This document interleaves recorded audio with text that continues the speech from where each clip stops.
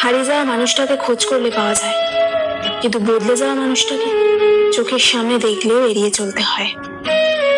ইচ্ছেগুলোকে স্বাধীনতা দাও, উঠতে দাও আকাশে। লোকের কথাতে কান দিও না, সে তো রোজই ওড়ে বাতাসে। সবাই বলে যে ভালোবাসবে সে ঠিকই ফিরে আসবে, কিন্তু যে সত্যি ভালোবাসবে সে কখনোই ছেড়ে যাবে না।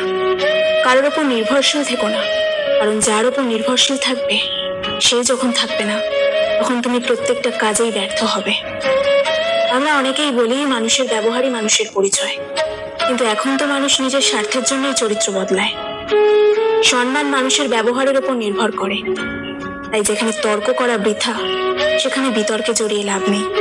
চুপচাপ সরে আসো, তোমার নীরবতাটাই উপযুক্ত জবাব হবে। ভালো বন্ধু, ভালো ভাবনা, ভালো বই, এই তিনটি জিনিস পারে মানুষের জীবন বদলে দিতে। তার জন্য সবসময় ফ্রি থাকবেন না। যে দিনের পর দিন আপনাকে অপেক্ষা করিয়েছে তাকে ভুলে যান, যে আপনাকে মনে রাখার প্রয়োজন মনে করে না।